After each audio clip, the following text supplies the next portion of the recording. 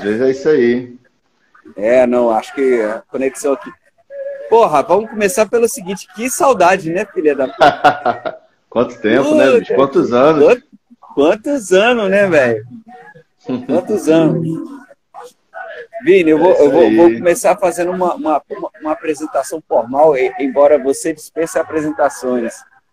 Diga lá. Mas, galera, Vinícius Magalhães, além de ser, porra, irmãozão, a gente foi parceiro durante muito tempo, colega de classe, né, meu velho? Durante um bom tempo na Escola Rafael Rabelo, no Clube do Choro. Porra, dividimos várias, assim, porra, irmãozão mesmo. Vinícius começou a tocar com 11 anos de idade, foi isso, Vinícius? Assim, profissionalmente, ali na Vera, ali mesmo, ali, mais ou menos isso aí, né? Não, profissionalmente mesmo falando, foi 16, 17. Né? É filho de um dos maiores compositores, porra, do Brasil, pesadão. Porque, meu irmão, teu pai, quando abre a boca, quando a gente vê a caneta, meu irmão, chega, porra, a lágrima já desce aqui no cantinho, assim, é um negócio doido. Eu sou suspeito, preciso escutar, né? Sérgio Magalhães, esse fera. Um bagulho muito doido. Estudou na escola Rafael Rabelo, né? Tive a honra, o prazer de estudar junto com ele, da gente dividir aulas, dividir informações, e só cresci pra caramba, parceirão, generosíssimo. Dali, você foi galgando o cenário aqui de Brasília, né, velho? Tocou com 7 na Roda, na época era Adora Roda. Fala aí um pouquinho disso aí, por quem você passou aqui em Brasília. Aqui em Brasília, para começar. Rapaz, aí, primeiramente como aluno, foi lá na Escola de Choro, né? E posteriormente eu fui aluno do Fernando César. Falando do César, na escola e depois fazendo aula particular. E, cara, César dispensa comentários, né? Cezinha foi definitivo. Outro, né? Assim, outro patamar. Foi definitivo com a minha formação e tudo mais. Até hoje é. E aí primeiramente, apesar de fazer aula lá na Escola de Choro, eu comecei a tocar profissionalmente mais no meio do samba. Quando eu engatei no grupo Adora Roda, que hoje é 7 na Roda, né? Eu fiquei nesse grupo durante 7 anos, se eu não me engano, foram 7 anos. E que também foi uma escola excelente para mim, essa coisa da roda de samba, de repertório e tudo mais. Para todos nós, né, bicho? Até para ir para escutar, até hoje é uma referência aqui. E aí depois eu comecei a trabalhar com choro também. Posteriormente, com o grupo Choro para 5, com o grupo que eu fiz parte também, até 2019, que também talvez tenha sido uma das coisas mais importantes assim, que aconteceu na minha formação musical e na minha carreira também, assim, digamos. Né? Mas em Brasília, cara, eu passei aí, toquei com as cantoras, mundo, né, com os cantores, com a galera do choro, do samba, e graças a Deus. Galera, né? Vocês não estão entendendo, esse cara, ele pegou o mundo, dali ele pegou a Noca, você tocou? Vou só começar a falar. Noca, Nilce, o que mais? Vai falando aí. Aí, a galera, Dona Ivone, Tantinho. Dona Ivone, Lara, Tantinho. Neto, Sombrinha. Tem a galera daí, né, que para mim são artistas tão importantes quanto esses todos, né? Que é o Félix Júnior, o Jaime Ernesto Dias, uma galera que eu tive o prazer. Meu mestre Jaime, aliás, um salve, ele vai estar aqui. Já mandei até criar o Instagram para ele, mano. Legal. Falei com a Cecília para tirar ele do... Porra, tira ele do sofá e vamos criar um Instagram para ele. Então eu toquei com essa galera toda, né? Graças a Deus, assim, gravei algumas coisas. Eu acho que dentro da realidade de produções de Brasília, né? De CDs, discos e tudo mais. Eu, graças a Deus, fui bem atuante, assim, eu fiz parte de muito trabalho legal. Então é isso. Tem muita coisa aí. Show de bola. Hoje você estava, pelo menos até logo antes da pandemia, quando estava rolando a cena, tá com Sombrinha, não é isso? Além da galera aí no Rio. Tu tá morando no Rio, né? Tô morando no Rio, Não, o Sombrinha é um cara... O Sombrinha, ele é meu amigo. E a gente não... Assim, eu não sou músico dele, né? Nossa, sou músico do Sombrinha. Não, o Sombrinha nem tem banda, né? Mas a gente sempre faz trabalho junto, a gente gosta de tocar junto, então ele sempre tá me chamando. Alguns shows, algumas coisas.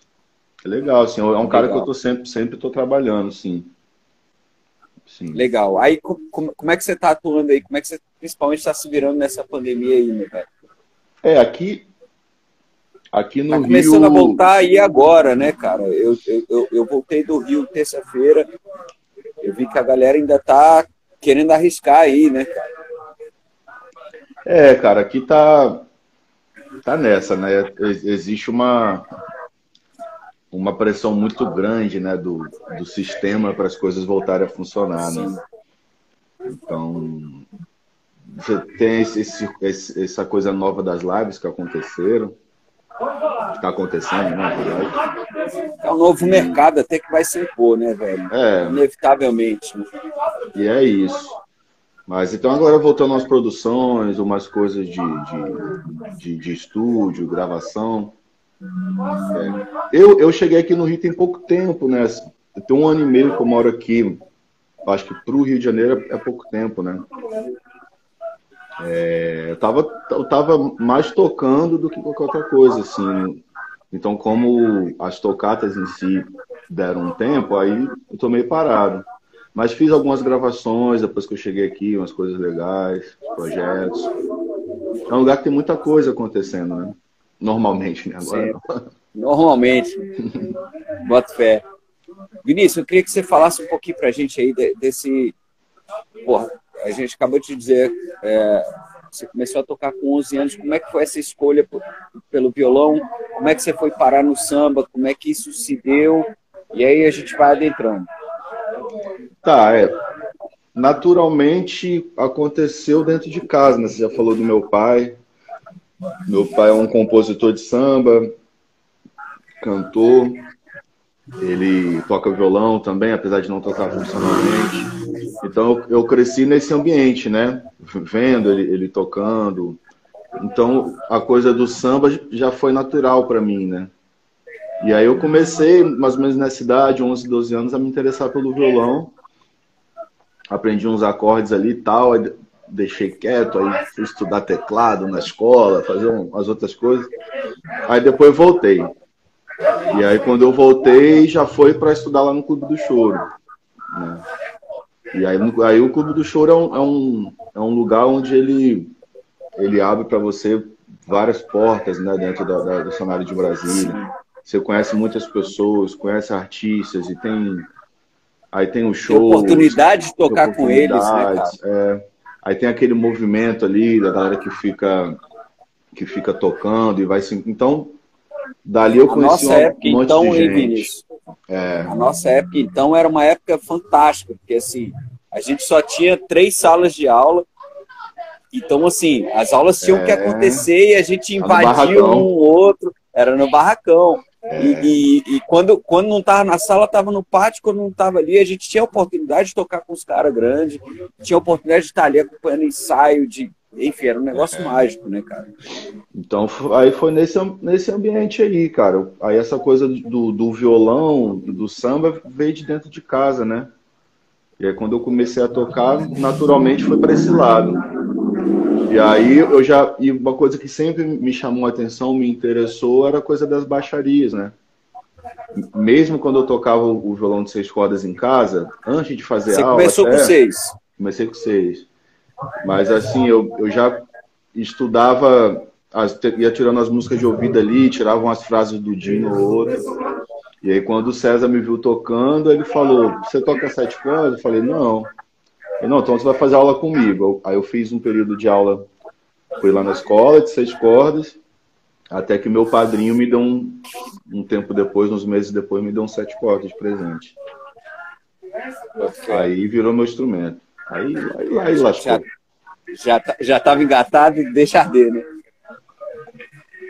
E deixa eu te falar. Deixa eu te perguntar.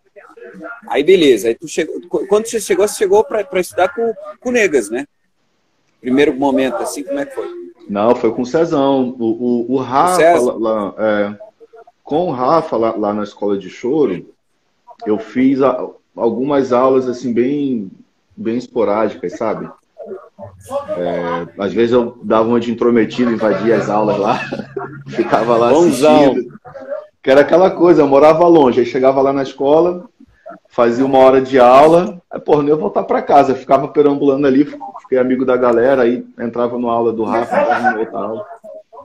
Pô, e a gente tinha uma parada que era muito legal naquela época, porque, para quem não viveu esse universo, assim, às vezes, não é que faltava o professor, mas o professor tinha que ensaiar. No caso, o Rafa era meu professor e o César era professor do Vinícius.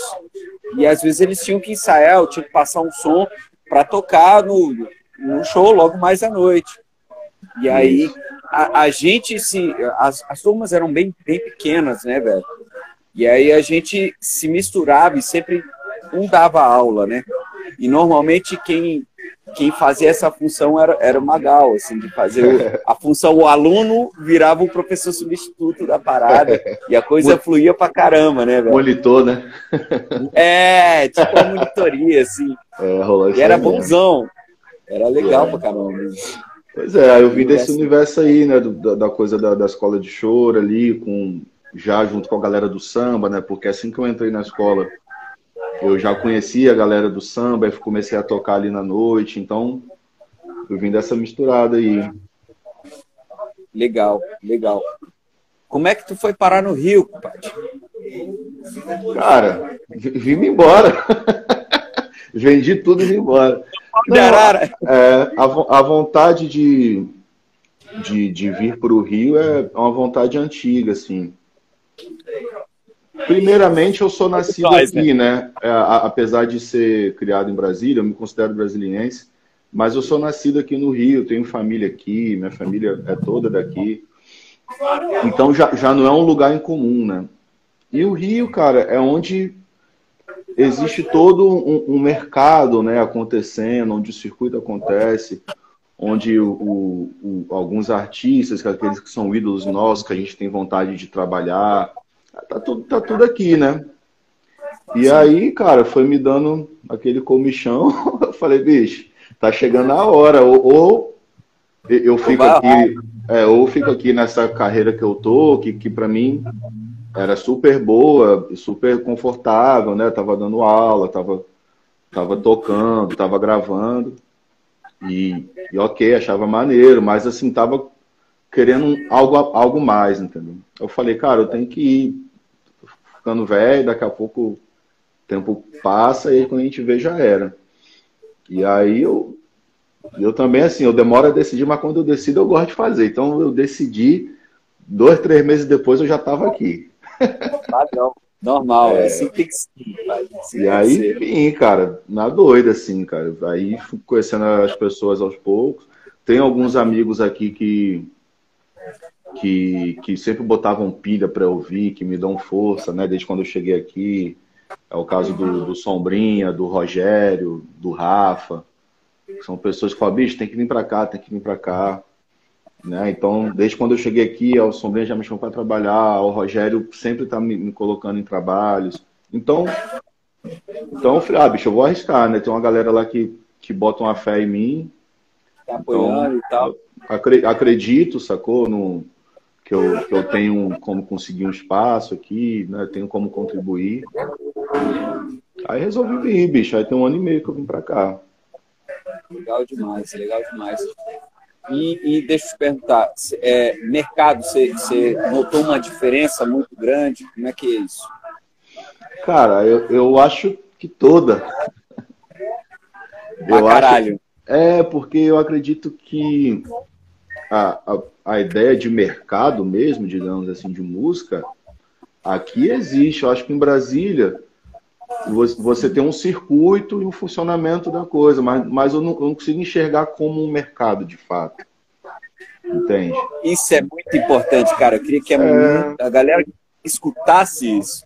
Mercado mesmo, funcionar mesmo, de fato. Bicho, a parada tá aqui, a parada tá em São Paulo. O Brasil é um lugar muito novo, né, cara? Pegar historicamente, 60 anos são nada, né, assim, em relação a períodos históricos.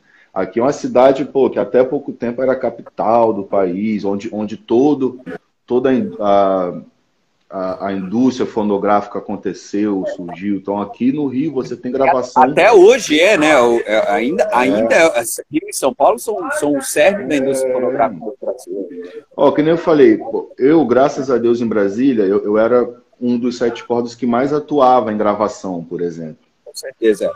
Mesmo sendo um desses caras, eu gravava, cara, 2 trabalhos por ano, 3, entendeu? Porque ainda não existe esse tipo de mercado em Brasília, né? Ele está começando a acontecer. Grava muito pouco, inclusive, né? Porque você tem um FAQ em Brasília, que é uma parada que é o que faz a galera gravar. Fora o FAQ, aí já vai ficando difícil, né? Agora que está começando a surgir, eu tenho notado assim, do ano passado para cá, surgir alguns estúdios independentes, como é o caso do meu mesmo, da Tanajura Produções, que a gente está começando a tipo, se abraçar no sentido de, vamos fazer uma parada para a gente acontecer. Sabe? Mas o cerne aqui é o FAQ. Se você não tem o FAQ, você não grava. Isso. E ainda Exatamente. Tem a questão da mentalidade da galera ainda, que não tem a mentalidade ainda, de uma forma geral, de apostar em ser compositor, de apostar na música autoral, de apostar em gravar, de apostar em fazer o negócio. A galera está muito no circuito da repetição aqui. Né? E o que eu acho que é um processo normal, porque eu acho que em Brasília a história musical ela começou a acontecer com uma galera que não vivia de música, né? Eram os funcionários públicos que foram para aí, né? Ela trabalhava com outras coisas. Então, essa ideia de mercado em torno da música, eu acho que ainda é uma ideia muito prematura em Brasília, agora que começa a acontecer. Quando que aqui no Rio não, né, cara? Aqui no Rio a coisa da música, ela veio de uma outra galera, sacou? Já é enraizado. E aí, acho que isso com o passar dos anos e também com o tempo que isso acontece, né? Criou-se um mercado. Então aqui você tem muita opção de trabalho, apesar de o Brasil viver independente da pandemia, o Brasil já vinha num momento muito complicado com cultura, né? com arte. Então aqui também não é um lugar que as coisas, tá fácil demais, tem trabalho pra caramba. Não é isso. A galera pensa que eu vou pro Rio, pronto, vou ficar rico e mudou tudo. Não é assim. Não é isso. Aqui é a correria também, né? Só que tem volume de trabalho, você tem um volume de trabalho maior. E é correr atrás, cara. Eu acho que quando você estuda, você se dedica, você é uma pessoa gente boa, cara, que, cara, as coisas vão acontecer, né? Eu acredito assim, eu tenho essa fé, né? Com certeza, com certeza. Esperar passar essa pandemia logo pra bicho, que retomar passe os logo, trabalhos, né? os projetos. Tá osso, né? Não tá fácil pra ninguém, né? Saudade até de estar perto do público mesmo, de estar fazendo som no sereno mesmo ali, na Vera, na noite. É bem diferente da gente que tá gravando, tá fazendo vídeo, tudo. É outra energia, Total. né? Alô, Rafa Nascimento, te amo. Tem uma galera aí, tá vendo aí? Tem uma galera, olha o Ebert aí, ó. Fala comigo, Ebert. Cara, o Ebert. Fala comigo é outro que daqui a pouco tá despontando daqui também, né, cara? A gente já tem... Brasília já teve algumas fases, né? Agora tu tá ligado disso. Provavelmente até melhor do que eu. A gente teve fases... teve grupos e compositores aqui de Brasília que despontaram nacionalmente. Um bom exemplo disso é um grupo chamado Da Cor do Samba, que era o grupo que hoje eu faço parte, que é a Roda de Samba Sagaz. Um grupo que despontou o Brasil inteiro e a porra toda. E depois caiu, Brasília ficou meio que numa bolha, né? Num ostracismo, assim. Ficou um negócio... Alguns grupos a gente pensava que ia, não foram, outros chegaram lá pertinho e nada. E agora a gente está tendo aí Menos é Mais, De Propósito, Fala Comigo, despontando agora junto com o Leandro Brito e tal. Como é que você vê essa mudança, assim, com essa visão daí? Eu acho que antigamente, você, na época dessa galera que você falou, alguns anos atrás, eu acho que era difícil você despontar para um nível nacional estando aí, né? Porque as coisas acontecem muito aqui, muito em São Paulo, em outro lugar, e acontece, é aquela coisa de você tem que estar lá, sacou? Às vezes acontece rápido, há um contato, há uma situação, né? E isso dificultava. Hoje em dia, eu acredito que essa coisa da internet tem ajudado a destruir um pouco essas barreiras, né? É o caso desses grupos que você falou. Você tem os meninos do Menos é Mais, do De Propósito, que estão, bicho, bombados e estão lá em Brasília. Mas eles fizeram a coisa acontecer pela internet, né?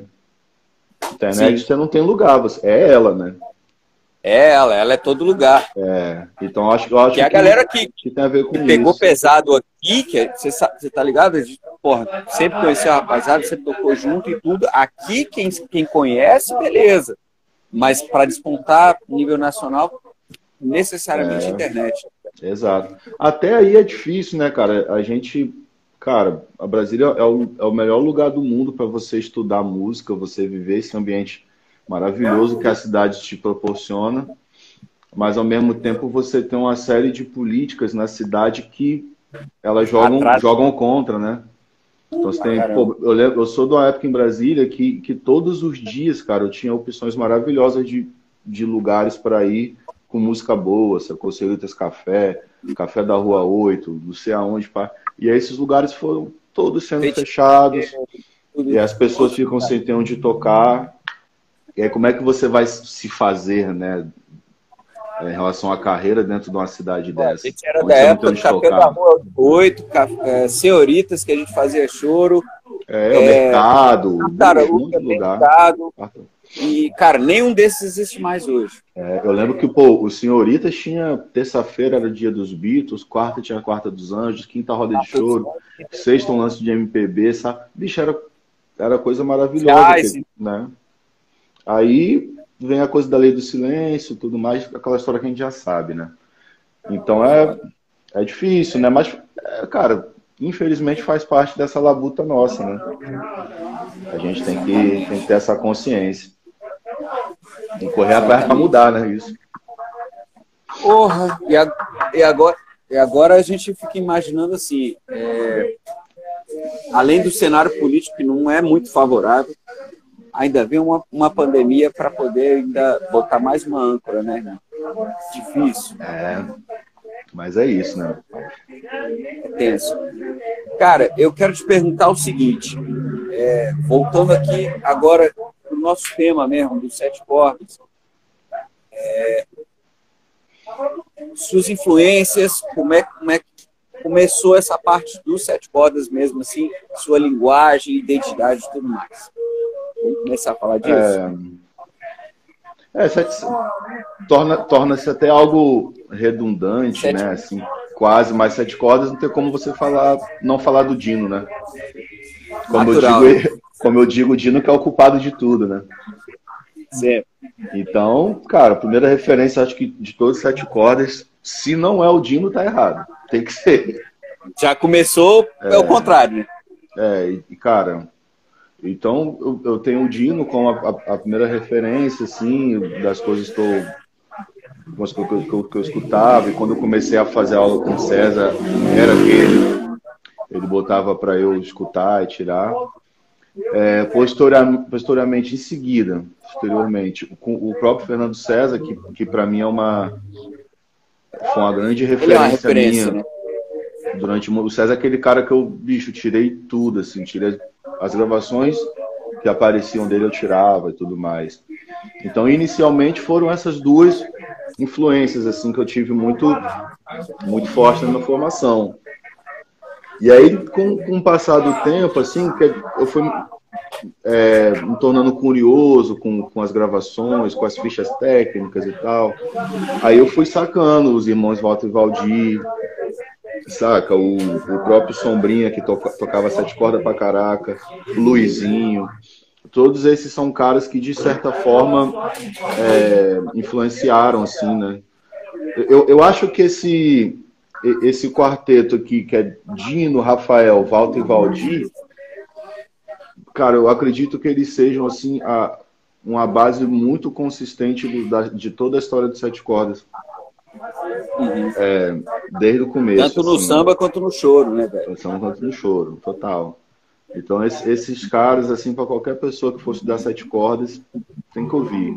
É básico, né, cara? É básico. Mas tem muita gente que as pessoas não conhecem tanto e que, cara, são formidáveis. Tem trabalhos excepcionais, assim, de sete cordas, que é o caso que eu falei do Sombrinha. Você tem o Luizinho. Pô, o Luizinho tem cada, bicho, gravação.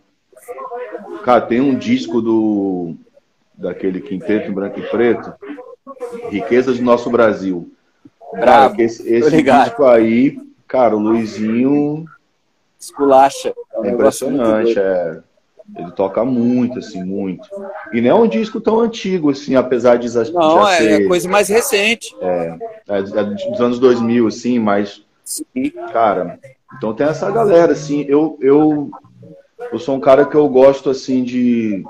Uma coisa que eu aprendi com o César é que a gente, assim, chega um momento que a gente não tem que ficar copiando a pessoa, né? Você tem que saber tirar dela algo interessante.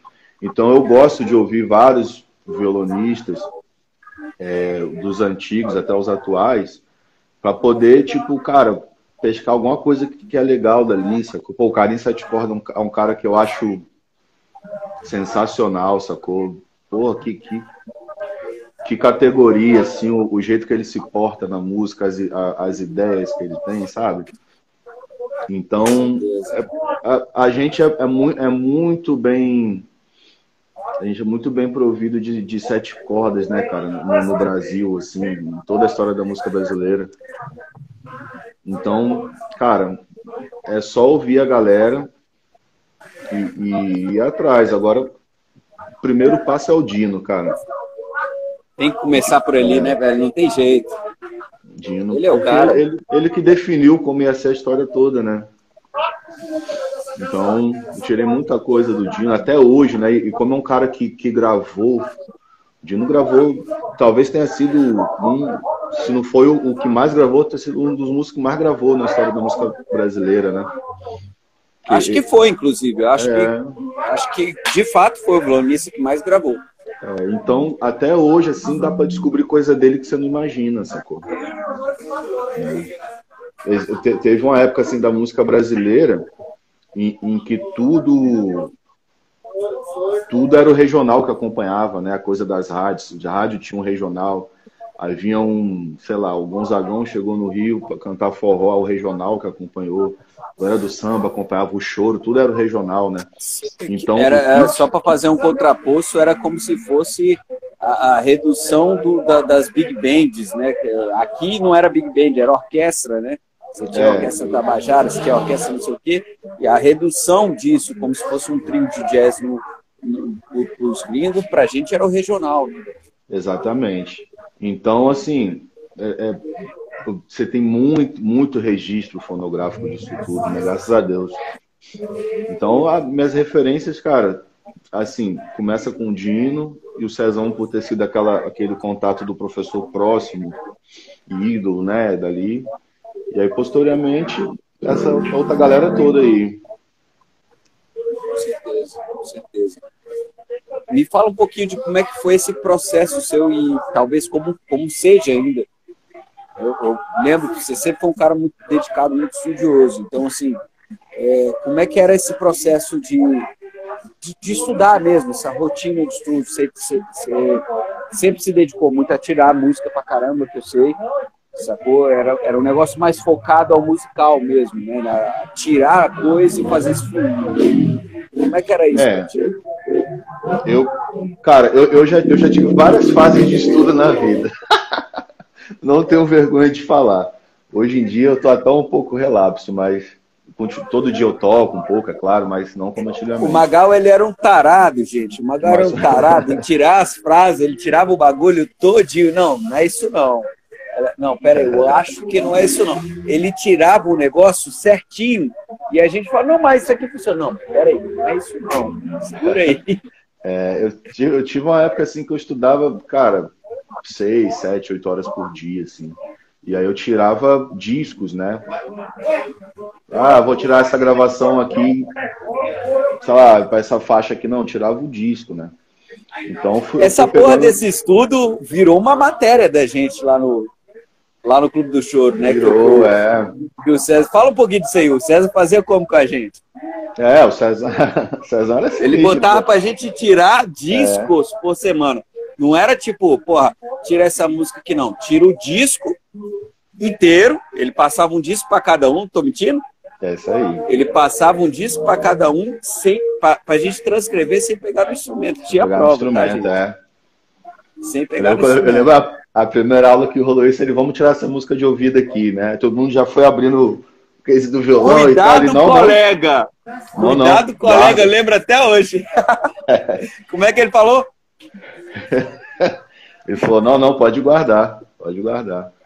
Então, durante muito tempo, o estudo que eu acho que é o principal, assim, de quem está começando a tocar 7 cordas, é tirar as gravações, bicho.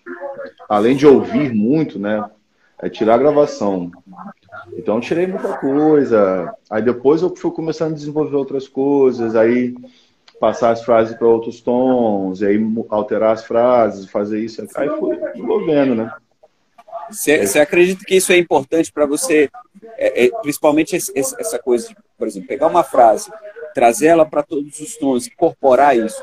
Você acredita que isso é realmente importante para imprimir uma linguagem própria, uma identidade? Imagina você falando para a galera que vai assistir isso aqui, aluno e tudo mais. Então, primeiramente, o tirar é importante. Depois, o 7 cordas é um instrumento que ele é muito peculiar em vários aspectos. E eu tenho uma visão do 7 cordas que é a seguinte: cada tonalidade tem como é que eu vou explicar isso? Porque acho que cada tonalidade tem um universo de frases, um universo sonoro que vai cair bem, sacou? Outras não. Então, essa coisa de você pegar as frases e passar para outros tons no 7 cordas é muito bom para estudo, mas muitas vezes não vai ser algo tão usual. Não funciona na prática, né?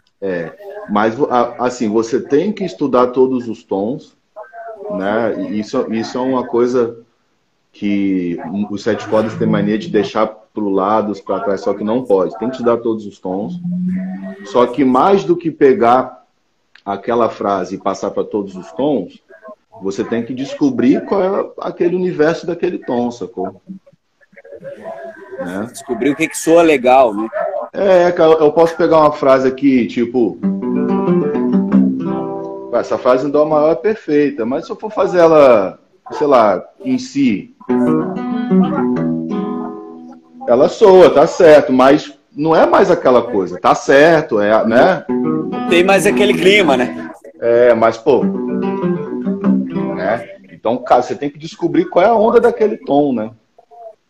Até porque o violão brasileiro, né, Vinícius?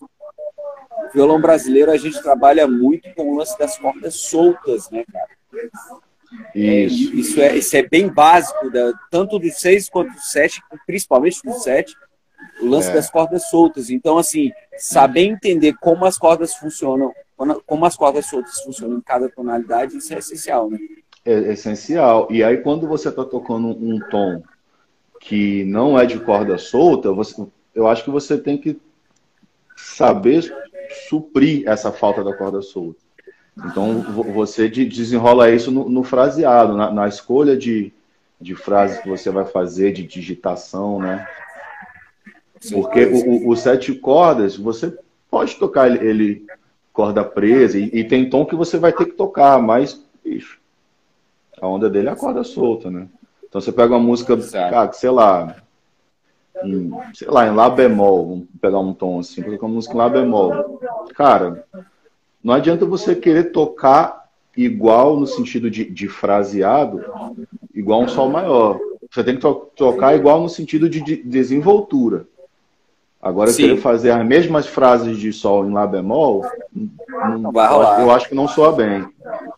Mas, para efeito de exercitar, é legal, cara, você pegar uma frase, que nessa que eu peguei, por exemplo, e passar ela para todos os tons, é legal fazer.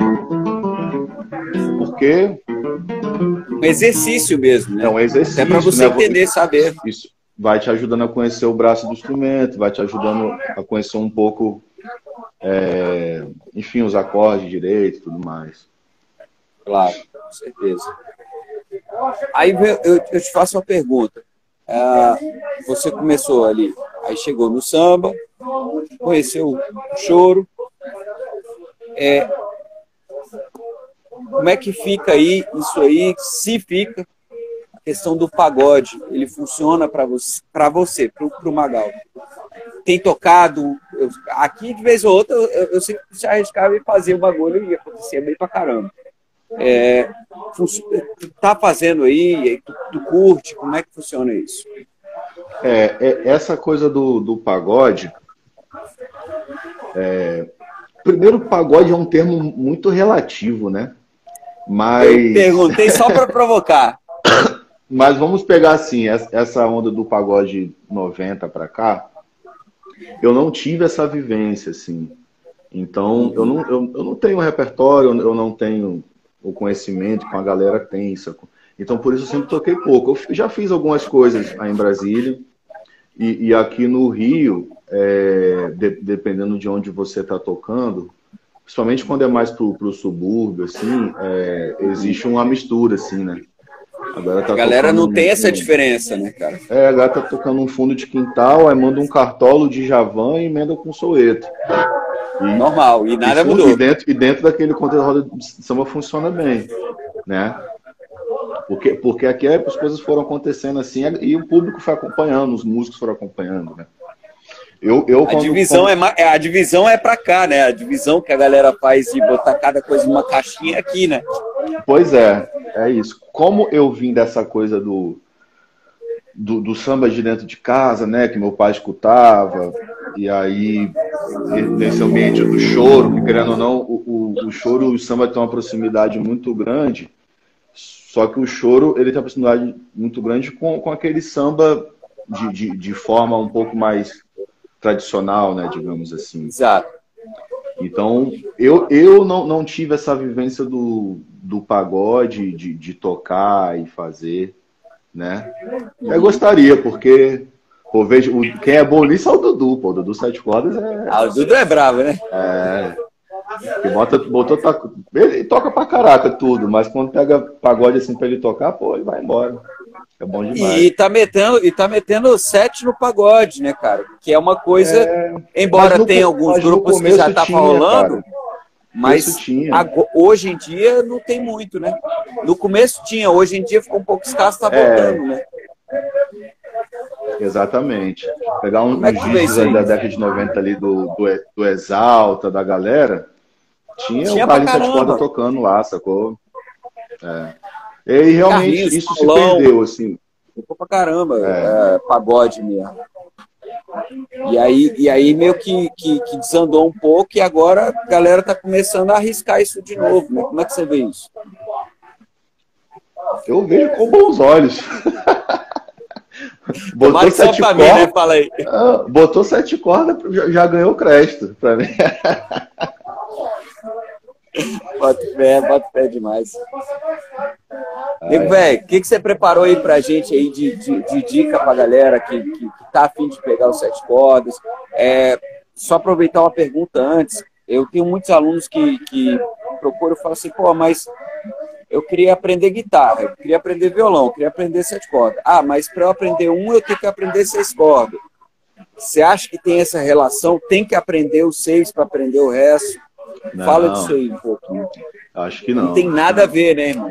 Não. São instrumentos diferentes com funções diferentes, né?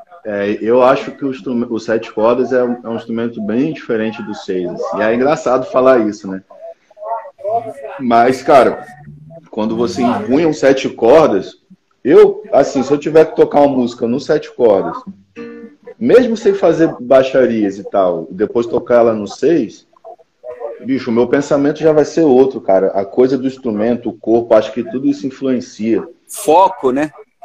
Então é um outro instrumento, assim, você não precisa aprender os 6 cordas para poder tocar os 7 cordas. É legal que você tocando o 6 ou o 7, você tenha um conhecimento do instrumento como um todo. Isso é legal. Até porque eles se complementam, né? Eles complementam. E também o cara que vai tocar 7 cordas, ele também não precisa ficar o tempo todo tocando aqui na primeira região, né, bicho? Quinta casa. Não, ele pode estar tocando aqui, vir pra cá fazer um negócio, né? Isso tudo é o instrumento, né? Você não precisa, ao meu ver, passar pelo 6 antes de ir pro 7, né? Tem vários exemplos, cara. O Rogério, o Caetano, ele começou no 7, não tocou 6. Né? Nem passou por lá. Eu acho que é a prova mais indiscutível de que você não precisa passar pelo 6, né? Ele nem passou por lá. Nem passou, tá doido. Negócio de dica. Cara, vamos lá, para quem toca 7 cordas, eu já tocava profissionalmente, assim, já gravava, já fazia uma série de coisas. Já uma vez eu recebi uma dica que mudou minha maneira de pensar os 7 cordas, e eu acho que ali, nesse momento, eu entendi toda a onda do instrumento, sacou? Que, pegando um contexto histórico rápido, o 7 cordas, ele entrou no meio da música brasileira lá no começo do século passado e tudo mais, a gente já sabe, e ele fazia muito aquela função do bombardino, da tuba, né? É de boi. E hoje, uma dica que eu deixo pra galera, eu vejo muita gente se interessando pelos 7 cordas e já querendo pegar as frases e tocar as frases todas. Esquecendo o caminho das pedras. Eu acho que é até um processo natural, porque a frase chama muita atenção, né? É o que chama atenção nos 7 cordas. Mas, cara, o instrumento tem muito mais fundamento do que frase, sacou? E isso é uma coisa que eu acho legal. Se você observar toda a gravação do Dinho, porque se a gente pegar uma música, uma gravação, e você pegar o tempo que tá rolando as frases e o tempo que não tá rolando frase, muitas vezes o que não tá rolando é até maior, sacou? Porque o cara acaba de tocar a frase, ele tem que puxar um acorde, ele tem que fazer uma condução. E isso é o que eu acho que é a grande dificuldade do 7 cordas. Esse fundamento básico, né? Porque é um instrumento que acompanha. Se você ficar só fazendo frase, você, bicho, vai derrubar a galera. Pessoa eu percebo que a galera tem uma dificuldade hoje em dia de perceber quais as funções dos instrumentos. Eu estava numa aula uns dias atrás com o João Gaspar, um guitarrista, foi guitarrista da Martinalha, enfim, uma galera e tal. E ele estava falando uma coisa bem básica, por exemplo, para guitarristas.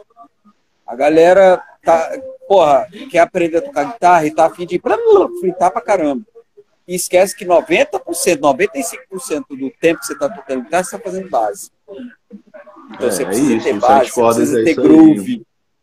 A mesma coisa para quem está fazendo 7, 6, a mesma coisa. Irmão, 6 está aqui no chão, aqui, dá a harmonia legal, dá o beat legal. E os 7 cordas, a marcação bem pesada, né? Cara, assim. É isso, o sete cordas... Fazer o que seria o baixo, inclusive, né? Isso, então eu acho que esse é um fundamento muito importante do instrumento, e a galera tem deixado muito de lado. Muito, muito de lado. E assim, a minha dica principal é essa, bicho. Eu acho que esse é o grande lance do sete cordas. A coisa da frase é maneira, é bonito pra caramba, mas ela é muito... Eu acho que você, inclusive, dá muito mais valor à frase quando você está fazendo uma condução super interessante, respeitando tudo que está acontecendo na música, e aí naquela hora você coloca a frase. E aí é o que acontece. Então a frase é legal, tirem as frases, aprendam a fazer, desenvolvam, né? Isso aí é importante. E é claro que existe momento para tudo. Às vezes tem aquela música que vai pedir um pouco mais daquela coisa da baixaria presente, ou a pessoa vai pôr e abre um solo para você, aí é o seu momento. Mas tem que lembrar, bicho, que, cara, na maior parte da música a parada é a condução, bicho. E se você pegar os caras antigos tocando, você vai ver isso, cara. Você pega o Dino tocando um Vibrações, bicho, ele cria uma construção tão interessante naquela gravação, né? Ele tá aqui, ó. Conduzindo, né, cara? É. Ó, você, Gatan.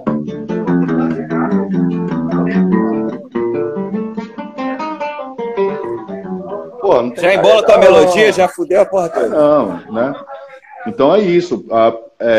Existe todo esse outro lado do instrumento, que é um dos principais fundamentos do instrumento, que a galera tem deixado de lado. Então, até posso dar uma dica de umas gravações. O próprio Vibrações é uma gravação boa.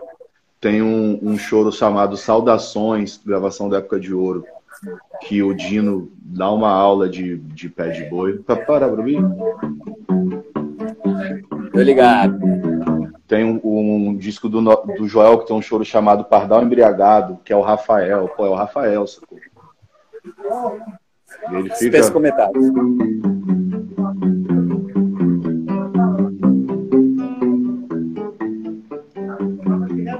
Mas aí, quando abre pra ele, aí ele, sacou? Então é isso, galera. Claro. Eu acho que de sete cordas, o que eu posso deixar de dica é a atenção para esse fundamento que é importantíssimo no instrumento. Condução Legal. De baixo, inversão dos baixos, como você vai conduzir, como você vai levar.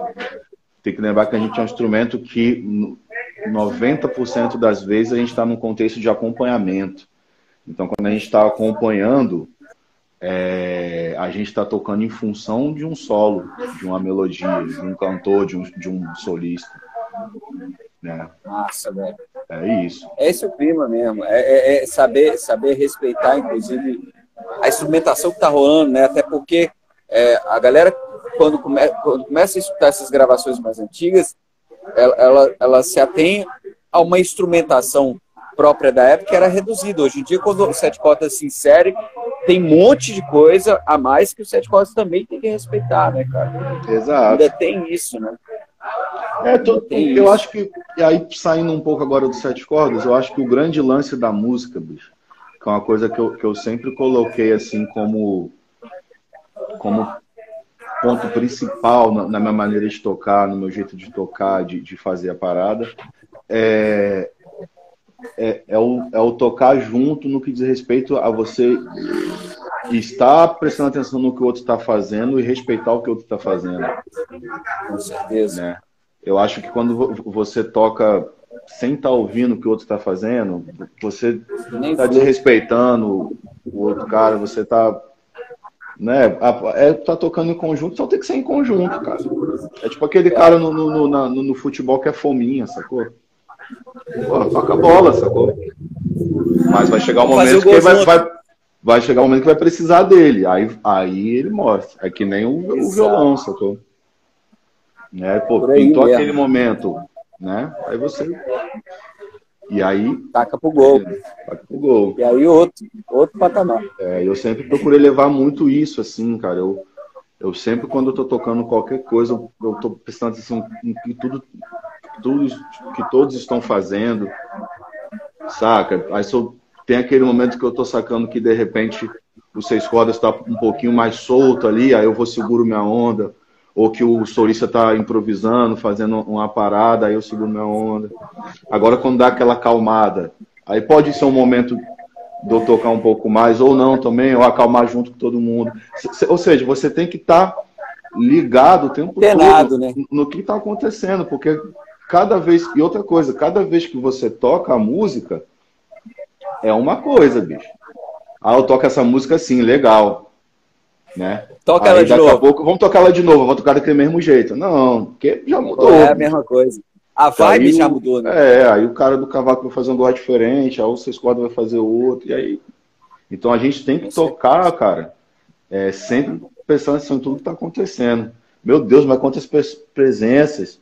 Alex, Léo Benon, Juju. Fala, Léo. Mas que breu. Meu Deus, Ian. Geral aí, mano. Até daqui a pouco, hein, Ian? Pois é, então... Meu velho. É isso. Infelizmente, o Instagram ele só nos dá 1 hora. E a gente tá quase... Estou aqui conferindo aqui. Pela hora que eu for aqui, daqui a pouco ele começa a botar o sinal. Como é que tá os projetos aí de... Você tá dando aula, você dá aula online? Como é que tá isso? Como é que a galera te acha? Fala um pouco de você, dos seus projetos, irmão. Vende o peixe. Eu, quando vim aqui para o Rio, eu até naturalmente parei um pouco de dar aula, porque aqui eu tinha que fazer os corres de estar aparecendo nos lugares, conhecendo a galera, né, enturmando. Agora, com a pandemia, aí eu voltei a dar aula. Então, eu estou dando aula online, obviamente. Nada de presencial, por favor, gente. Sim, fique em casa. E por hora os projetos são esses, assim, eu tava cheio de projeto interessante aqui no Rio para acontecer, disco novo de uma galera que vai participar, produções, e que por hora estão suspensos, né? Acho que como a maioria dos projetos de todo mundo, né? E aí, enfim, por hora eu tô quietinho aqui dando minhas aulas. Vamos fazer o seguinte, então, eu vou te pedir 2 coisas. Se você puder botar no teu stories, me marcar para botar para a galera dicas no sentido assim, repertório ou violonista que você acha de referência para a galera escutar, que está querendo pegar essas referências aí, aquilo que a gente estava falando um pouquinho mais cedo, e deixar teu contato. Pode deixar. Vou fazer isso aqui logo em seguida. Demorou, meu irmão. Porra, saudade grande, velho. Prazerzaço falar contigo de novo, velho. Obrigado mais uma vez por ter atendido meu convite, velho. Eu que agradeço pelo convite. Espero poder ter ajudado a galera aí, falando um pouco de 7 cordas. Porra, com certeza pra caralho. É isso, espero que tenham gostado. Obrigado pelo convite. Foi bom trocar essa ideia. Obrigado a presença de todos aí. E eu vou convidar de novo, galera do chat. Né? E eu vou convidar de novo, vamos ter outras, hein? Vamos. Aí, 28 segundos. Irmão, um beijão. Dia 12 eu tô chegando aí, vou te gritar, hein? Beleza. Tamo junto, irmão. Vou encerrar aqui pra poder salvar. Demorou. Beijo, irmão. Valeu.